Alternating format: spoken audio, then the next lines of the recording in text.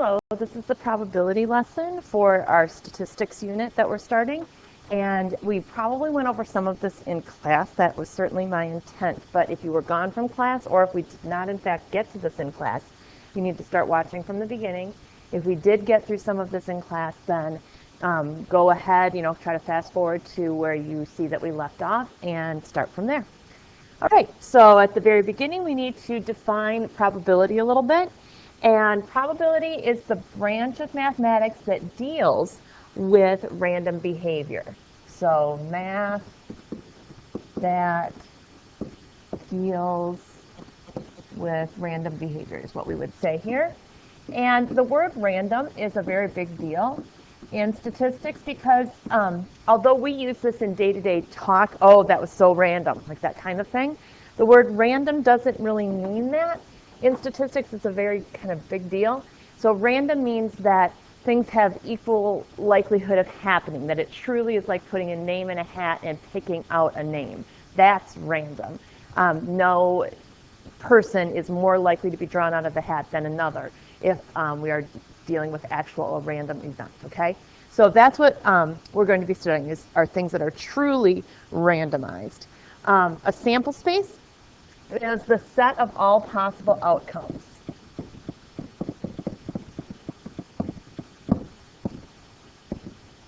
So if we think about a test that you take in school, the sample space would be all the different possible scores. So if it were a 5-point quiz, it's like a little pop quiz, then the sample space would be 0, 1, 2, 3, 4, and 5, assuming your teacher doesn't give half points. If the teacher gave half points, then we'd include 0, 1/2, 1, 1.5, 2, 2.5, and so forth. So a sample space is all the possible outcomes. Okay, so I'm going to write a little more writing up here to just make sure we're clear. An example of a sample space would be 0 through 5 for a 5-point pop quiz. Again, assuming no half points or whatever we're given. Okay, an event then is a particular outcome or a set of outcomes for something that is randomized, okay? So a particular outcome or set of outcomes.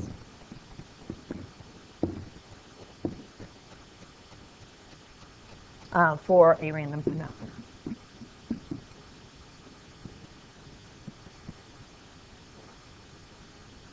So if I were doing something that truly is randomized, like say rolling a die. A die is just a single, is the single form of a pair of dice. We often talk about 2 dice. So when we say die, it sometimes sounds weird. But if I were to roll 1 die, then an event might be the event that my die is even. Okay, I roll a 2, 4, or 6. So that's an example of what I mean by event. Probabilities are always between 0 and 1, okay? So as math students, we should love when things are always something. So this is a good rule for you to know. Probabilities are from 0 to 1. Probability can equal 0. Probability can equal 1 exactly. The probability that you will have to do some work for math class outside of school is 100% likelihood.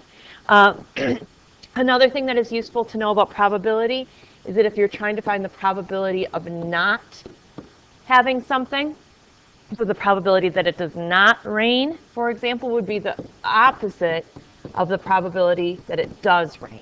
So let's say we know the probability of it not raining is 40% or 0.4, then that's 1 minus 0.6, which is the 60% chance of rain, 40% chance of not raining, for instance. Okay. All right. Here's some straightforward, I hope, questions. I hope they're straightforward.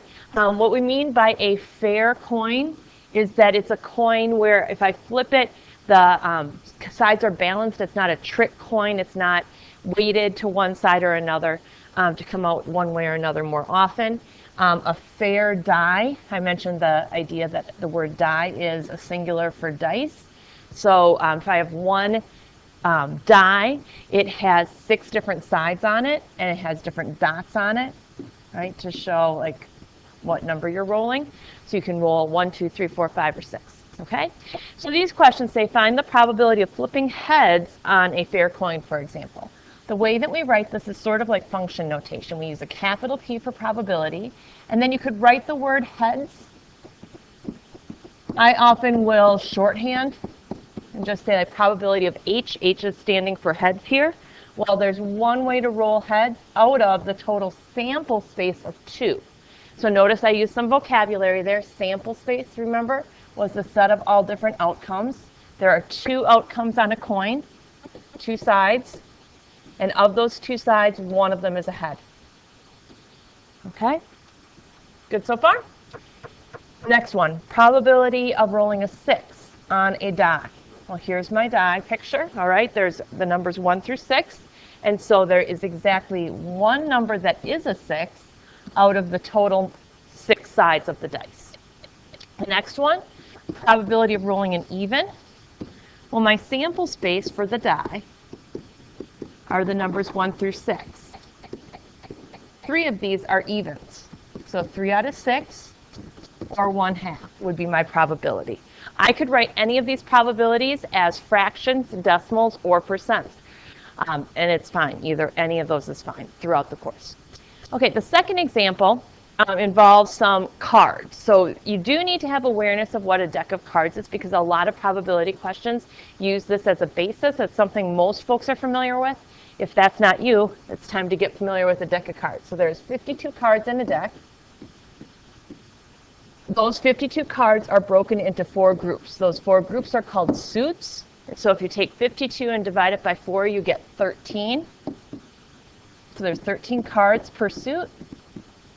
And those cards usually range, I shouldn't say usually, they do range from an ace, which is sometimes considered low and sometimes considered high, depending on the game. And then there are numerical cards that are just, they're numbered, 2 through 10. And then there's a jack, a queen, and a king. Okay, so this ace I put here, sometimes it's considered to be a 1, but sometimes it's considered to be a card higher than the king.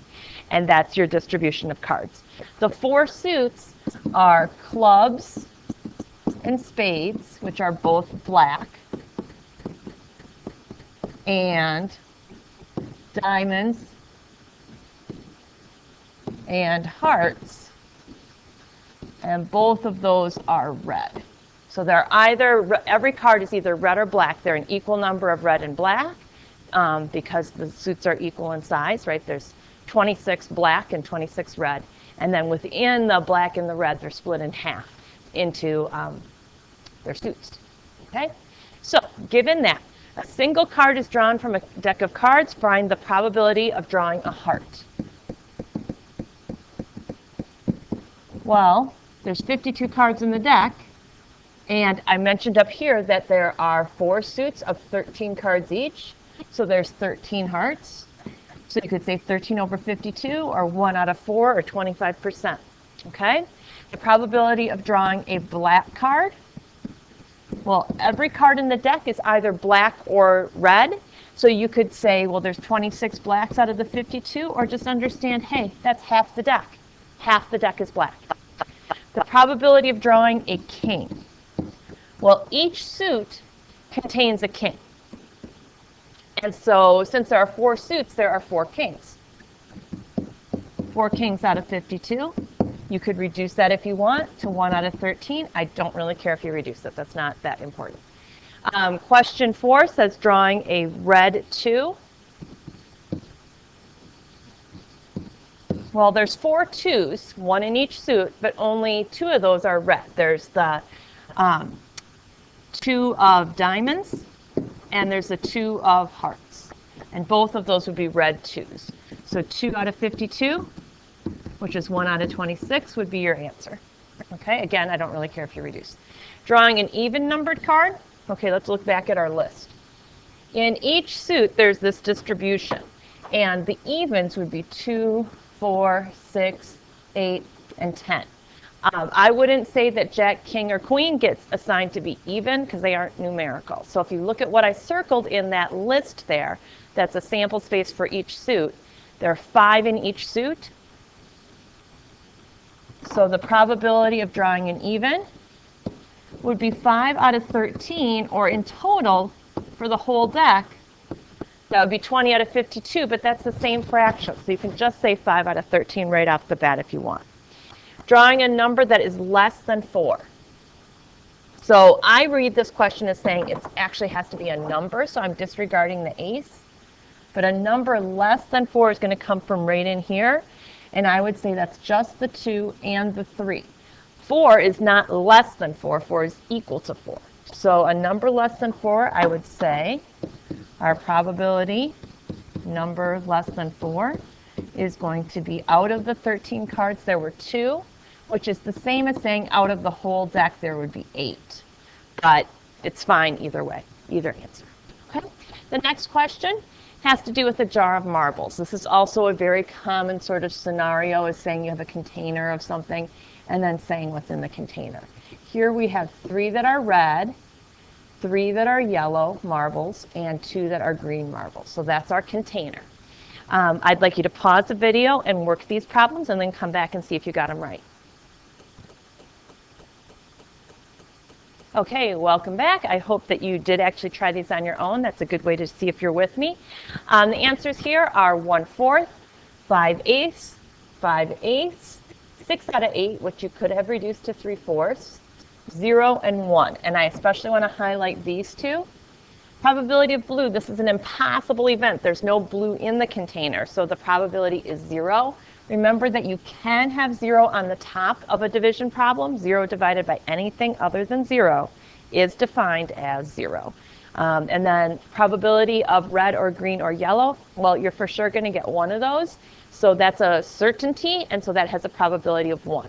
So remember that all probabilities are between 0 and 1, but they can actually equal 0 and 1 themselves. Okay, it includes those endpoint values. Okay, we're moving now into a series of problems that are going to lead to 4 different formulas. And so I want you to pay good attention to that. Sometimes people are a little weak on noticing the formulas that I'm pointing out here. So this next heading says compound probability.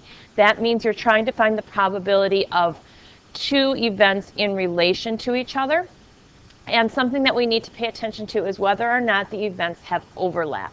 So there's a pair of terms here, mutually exclusive events or disjoint events. Those are the same, mean the same thing. And what both of those terms mean is that it's in reference to 2 or more events in the sample space that have nothing in common. So the sample space of the 2 events of being a 9th grader and being a 12th grader would be mutually exclusive. A person can't be both a 9th grader and a 12th grader simultaneously. If events are mutually exclusive, then this is a true statement. And this is the first formula of 4 different formulas you're about to see. So the probability of A or B, if A and B are mutually exclusive, is that you just add them together. This is an oddity of probability. The word or doesn't usually in our brains mean add, but in probability world it completely should. Okay, so try to link those 2 ideas in your mind. Here are some examples where you use that idea, that formula. So what is the probability of rolling a 5 or a 6? The first thing I want to see is, well, it says or, I want to ask myself if 5 and 6 are mutually exclusive events when I'm rolling a die. Is there any way I could roll something and it would be both a 5 and a 6 if I'm rolling 1 die? No. I'm going to get what I get, right? It's going to be a specific number. So these 2 events are mutually exclusive.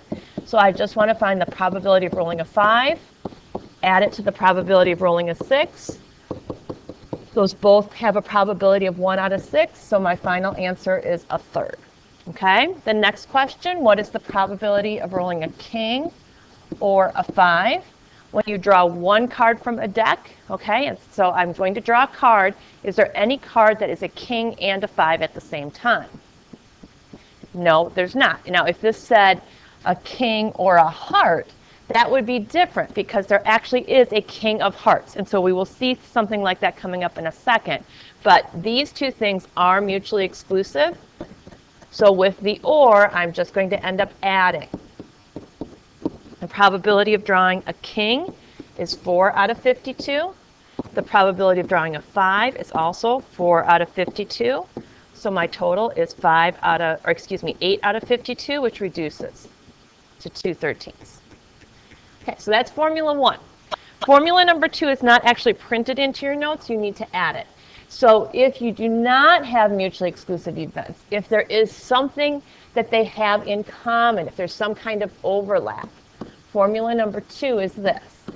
The probability of A or B, so it's still an or question, but if there is overlap, you're going to add the two probabilities, just like in the other formula, but you have to subtract off the overlap. Okay, and I'll show you what I mean by doing this next example. What is the probability of drawing an ace or a spade? Now, when I look at this question, I see the or, I know that means I'm going to add, but there actually is overlap in these groups. There are 4 aces in the deck, and there are 13 spades in the deck. But one of these aces is also a spade. There's one overlap card, the ace of spades, is in both groups. So what I need to do is, in fact, add, like I did before, but I'm going to subtract my overlap. Okay, so my first part says probability of an ace. There are 4 aces out of the deck. Probability of drawing a spade, there are 13 spades in the deck. Now the ace of spades was included in this 4 and included in this 13. So I'm going to subtract it because I only want to count it once. I don't want to count it twice. So by counting it twice and then subtracting it once, I'm in essence counting that ace of spades just the one time. So probability of aces, probability of spades, minus the probability of the ace of spades should give me 16 out of 52 right here. Okay? Next one. This is really similar to the previous question. What's the probability of drawing a heart or a face card? A face card would be the jack, queen, or king of a particular suit because those are the cards that have people on them, that have faces. I'd like you to pause the video and try this question and then see if you got it right. Okay, I hope you tried this on your own. The setup here is that we need to think about the fact that there are 13 hearts. So that is what I have here. There are 3 face cards in each suit, but there are 4 suits overall. So jack, queen, king in each of the suits. So there's clubs, spades, hearts, diamonds that all have those 3 cards. So that makes 12 in all. But then I'm going to subtract because the jack, queen, king of hearts got counted in both of those fractions.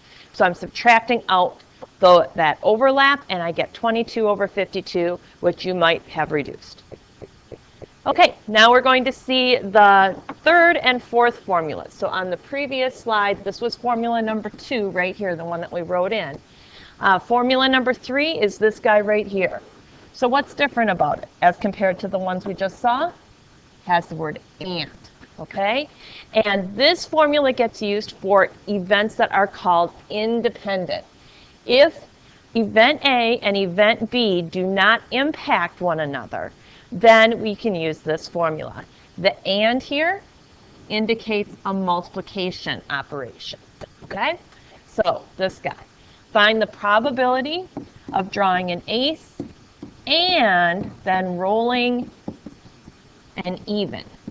So this is like you have a deck of cards and you have a die, and you're going to draw a card and then you're going to roll a die. Certainly, whatever happens with that deck of cards has no bearing at all on what happens with the die. You know, it's not like, oh, well, you just drew a red, so therefore I'm going to roll a 3. That they, you know, aren't things that have any impact on each other. So these events are independent.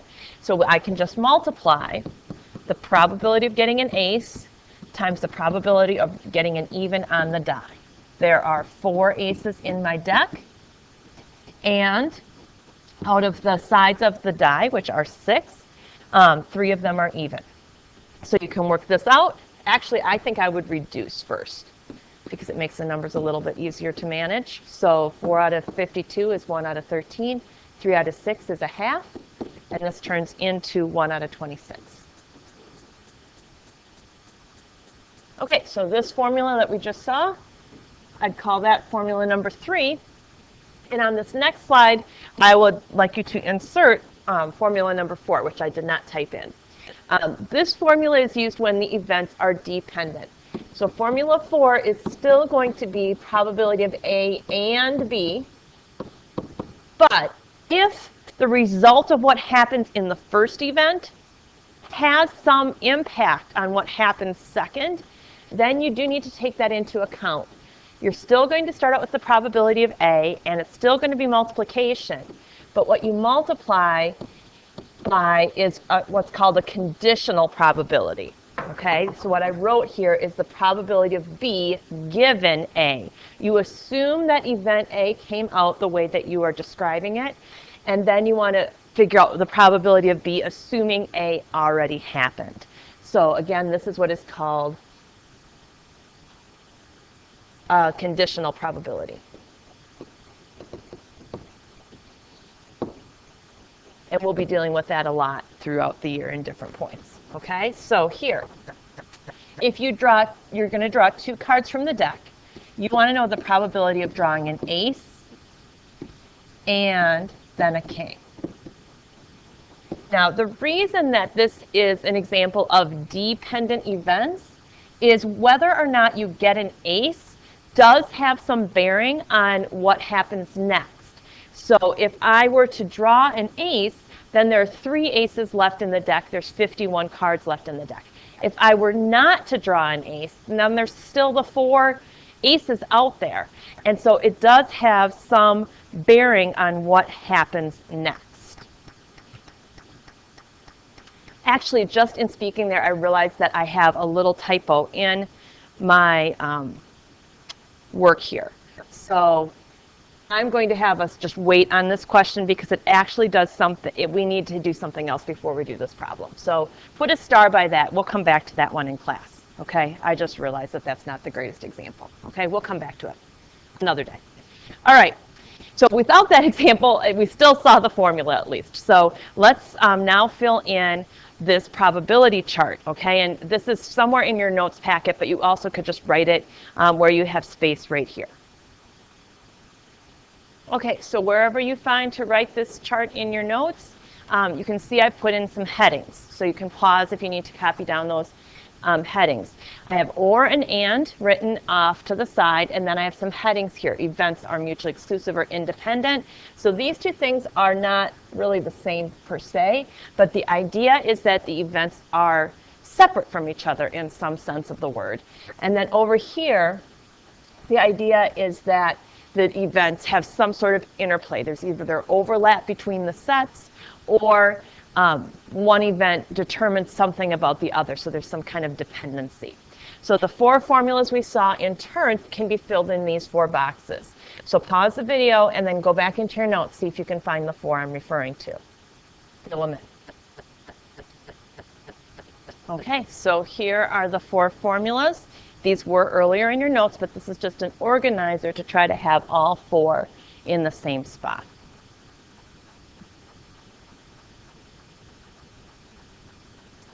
The last bit of our notes has to do with counting. And so this is an area of mathematics referred to as combinatorics. And counting things matters because when you're doing probabilities, you need to know how many things that you can have, how many outcomes there are, what the sample space is comprised of. So one thing that you see is something called the multiplication counting principle or the multiplication rule. If one thing can occur in n ways and a second thing can happen in m ways, then the number of ways that both things can happen is found by multiplying those 2 numbers, m and n, next to each other. And this is what I like to think of as the outfit rule or the menu rule, as you can see from this next example. If you have 3 shirts, 4 pairs of pants, and 4 pairs of shoes, if all of those can kind of go with each other, like there's no fashion constraint, then we want to know how many outfits you have. Well, every one of the shirts could go with every one of the pair of pants. So certainly in terms of shirts versus pants, you have 12 different outfits, but then you can put each of those outfits with one of your different pairs of shoes. So to figure out how many outfits you have, you could just multiply these together and say, well, there's 48 combinations, okay? So the key to remembering to use this rule is to recognize, oh, here's a place where I have several different events. I want to pick one of each. And that would be something like if you had a menu, right? If I want to pick one sandwich, one side dish, and one drink out of my menu, I could figure out how many different meals I might have. So sometimes I call it the menu rule. Permutations have to do with ordering or putting in a lineup, a number of events. So an example of this would be, how many ways could you select a president, a vice president, and a treasurer from people in our class? So let's say that we had 18 people in the class. If I were picking a president, that means that there would be 18, or if we were electing a president, there'd be 18 different people who could be president, but then that person is not in the running anymore for vice president because they already are president. So there'd be 17 different people who could be vice president, and then those two people have already been selected, so now there's only 16 people who could be treasurer. And you'd multiply those out, whatever that is. That's how you'd figure out how many different listings or permutations there are. A lottery, this is the next one. A lottery has 42 numbers. To win, you have to pick 5 numbers in the same order that they occur in the drawing. And we want to figure out their chances of winning. So the first little piece of information is that you have to pick all 5 numbers in the same order. Well, how many different numbers are there that could be first? Out of those ping pong balls that float around in the bucket, there are 42 different things that could happen first. Now, once that first number comes up, like if you've watched that on TV before, the number comes out of the chute and then here's the ball and it has a number on it, that number is no longer in the running. And the next ball that comes up out of the bin can't have that same number on it anymore. So this outcome only has 41 options. Then there's 40 options for the next number, 39 options for the fourth number, and 38 options for the last number. So this answer represents the number of possible outcomes. Okay, those are the number of different tickets you could have. Now, it said in the question, you're going to buy 100 tickets. God, that sounds like a lot. But if you take 100 and divide it by the number of possible outcomes, that actually is going to tell you the probability of you winning. And it's astonishing how bad this is for you. Okay, so 42 times 41, etc., was going to tell us how many possible tickets there are, how many possible combinations of numbers. That's a huge number. Holy cow. There's a lot of possible combinations for those 5 numbers. And you're going to buy 100. So 100 divided by the previous answer is going to give us the probability that you win with one of your 100 tickets. Okay, now check. That looks maybe kind of good because it looks like it's 9 something, like 9%. But check out what's back here. That's scientific notation, guys. This means 9.8, let's say, round that, times 10 to the negative 7, which means this decimal point has to go 7 places to the left. Did I keep going? Okay. So that's point 1, 2, 3, 4, 5, 6s, or 6 zeros, I meant to say. There's 6 zeros and then a 9 and an 8. That's the probability of you winning if you buy 100 tickets. Sheesh. Okay, that's not very good. So some people say the lottery is like the tax on the stupid because honestly, it's very unlikely that you win. Now that's not to say that the lottery isn't fun. Sometimes it's still fun, but man, it's unlikely that you win. Okay, so combinations. Combinations are a little different from permutations in that you don't really care about the order that things are put in. So in this question about the president, vice president, and treasurer, it wasn't maybe obvious that it was an order, but it was an assignment. It wasn't I was just picking a group of 3 leaders. I was assigning those 3 leaders to jobs. This one is sort of similar. You're saying how many 5-person study groups can we get from a class of 25 folks? The 5 people are equal within their group. It's not that they have a leader and a president, vice president like that other question. They're just little subgroups. So there's a formula for this, which is fantastic, and that is this: n choose r can be found by doing n factorial over r factorial n minus r factorial. And it's built into your calculator as well. So I can type in my calculator 25 choose 5 in order to answer this question. So let's go back to the calculator screen here. Okay, so in the calculator, you just go to math. Oh, excuse me, that's not true. First, you have to type the 25. Okay? Then you go to math and over to probability. And then there's this n choose r. So we'll pick that up. And then the 5. So this is like saying the n is 25 and the r is 5. Out of 25, how many ways are there to choose, that's the C, choose 5? And that is our answer. So I'll go back and write that down. Okay, so we had 53,130. Okay, something else that I should point out is in the previous question when we had the lottery, and we were trying to put things in order. This actually is a permutation, and there's a shortcut on your calculator for that as well.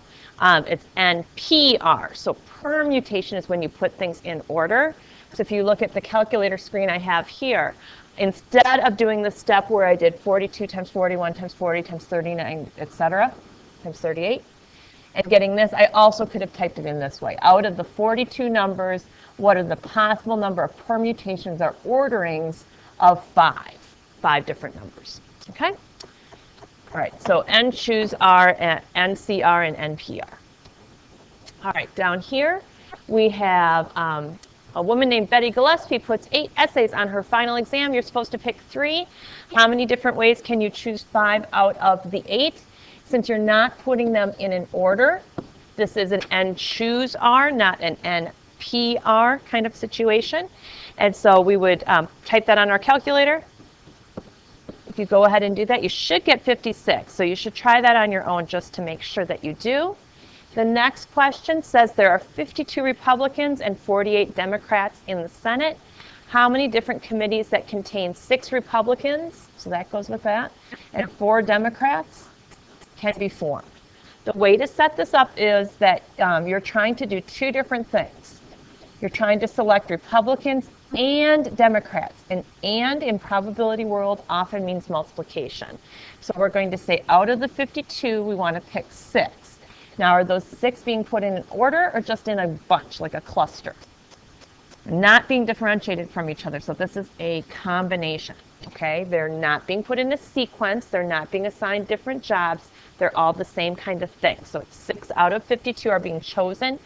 And that's the multiplication sign. 48 Democrats, we want to pick 4 of them. So this is the setup. Go ahead and type on your calculator and see what you get for that answer. Should be a lot, okay? The last little bit that we have is arranging repeated objects. In these, you just need to remember to divide out the repetition. So abracadabra here, silly word, that says how many ways can you arrange the letters in the word abracadabra? If these letters were all different, there are 11 letters in that word. If there were 11 different letters, we would take 11 times 10 times 9 times 8, etc., down to 1. That would be a permutation of 11 different things. The shorthand for that is to write 11 factorial. However, because there's some repeats in here, we have to divide out the repeats. So this isn't going to quite cut it, okay? We are going to take 11 factorial and divide out the repetition. So when I look at this, I see that there are 5 A's, there are 2 B's, and there are 2 R's. So I'm going to divide by 5 factorial, 2 factorial, and 2 factorial, representing the different things that repeat. If you try this on your calculator, which I recommend that you do, you should get this answer. Now, if you don't get that answer, my guess is that you did not put parentheses here. You do need parentheses around the bottom because there's a lot of stuff and we want to tell the calculator that all of those things are on the bottom. This is your last question. I'd like you to try it and come back and see if you got it right. Okay, so I believe our answer here is 4,200. I'm going to show you how you do that on your calculator. So we had 10 factorial. 10 is something I can just type, and then I go into the math menu, and probability is where you find the factorial key. So that's item number 4. And then we're going to divide by several things. So I need to use parentheses to indicate several things. I need 4 factorial, which I'm going to take the time to actually select off of here. But for the 3 factorials, I'm going to do that in my head.